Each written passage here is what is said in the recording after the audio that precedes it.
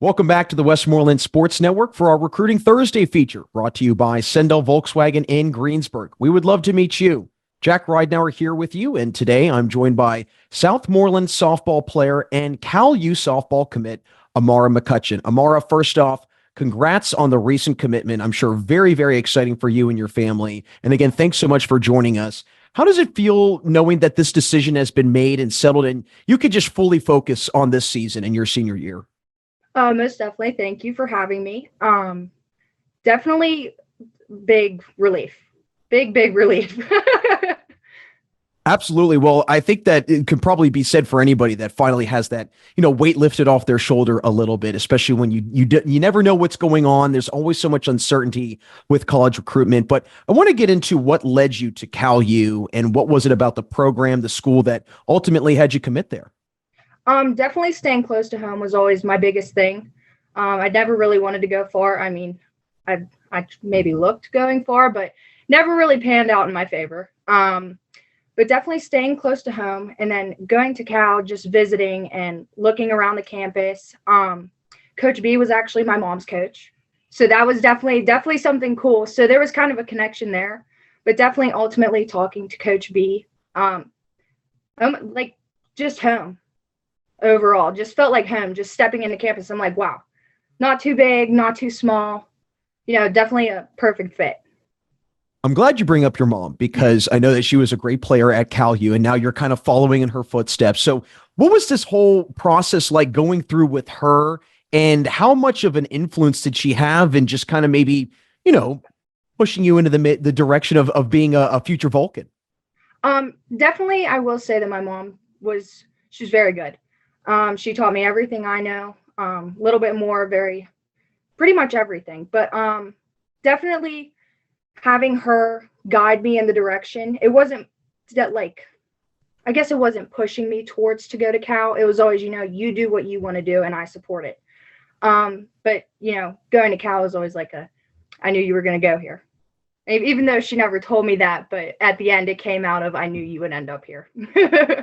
Well, they say that mothers know best, and Yeah. clearly your mom definitely knew something was on the horizon. But again, a very exciting thing for you and her to kind of share. And I'm sure, like you said, now you're going to be coached by the same coach that your mom had, so kind of a nice full circle moment. But what were some other schools that you were interested in and that were also interested in you and kind of had you on the radar?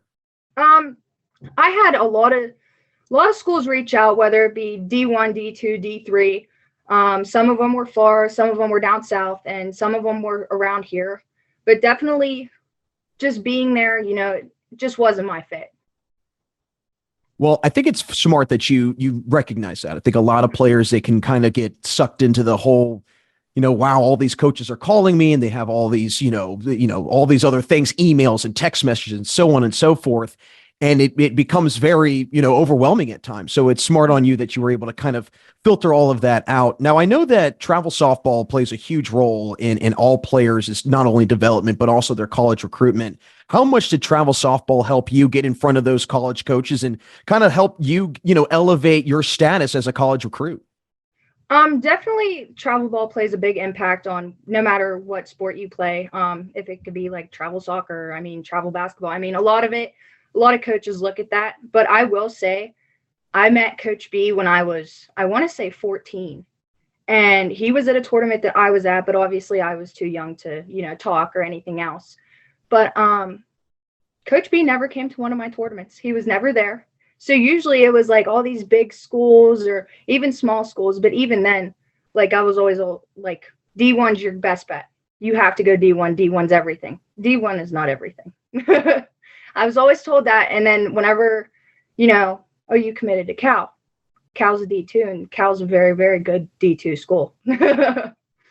Well, it's a unique kind of approach there because I think a lot of players, again, they fall into that trap of Division I is everything. Mm-hmm. At what point did you realize hey, maybe this isn't as, big of a deal as everybody's kind of making it out to be? Probably when I was 16. I played at a national level.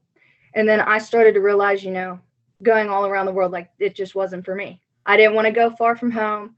So why would I make my parents spend thousands and thousands of dollars whenever ultimately I was going to end up close to home anyway? Well, again, you definitely have planned this out very, very well. I think a lot of athletes, because they, like I said, athletes jump into it and then all of a sudden they get sucked into all of the attention that they're getting. And it's a very, I think, easy trap to fall into. And, again, good on you for being aware of that. I know that you've also played other sports, and I'm sure that, being a volleyball player and also a former gymnastic athlete as well has probably helped you in some way, shape, or form. So, how is playing and participating in other sports has helped you in softball?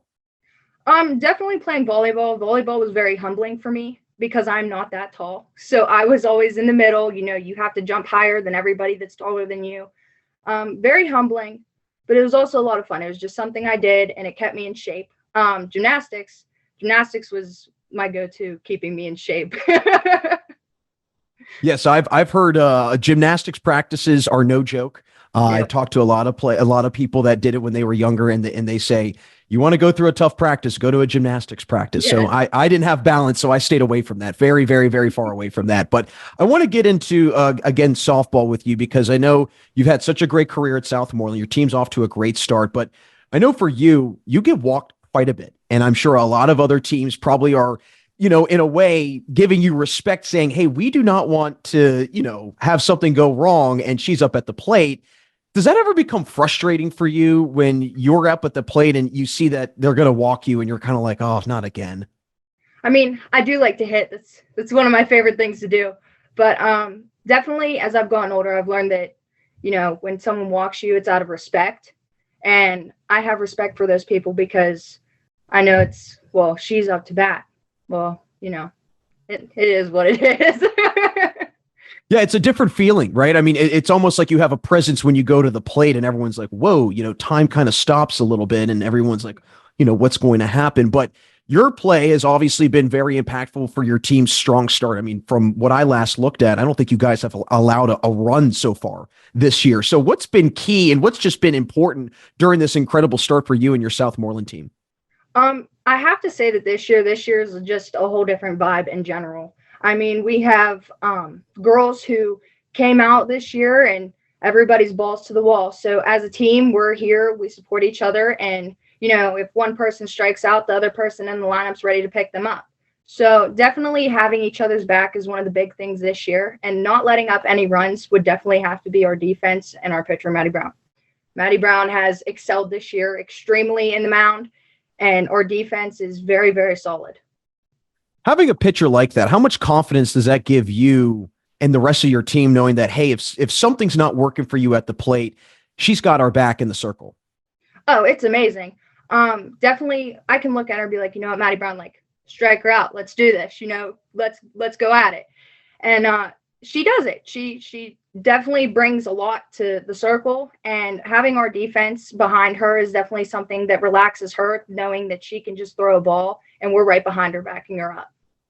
Well, I know that again, this year has been a great start for you guys, but then you go back to last year and you guys had an incredible season, fell short of a championship, but just on that way to that title game, I'm sure that there were so many moments that you were able to go through and you probably remember very fondly. What do you remember most during that run last year? Oh, a lot. Definitely just being together as a team saying, you know what, at the end of the day, we have nothing to lose. We're going into this game. We're going to go all out. And even if we don't come out on top, just know that we gave our best doing it. How much has falling short of a championship last year maybe motivated this group this year and in a way maybe it's contributed to this really strong start also?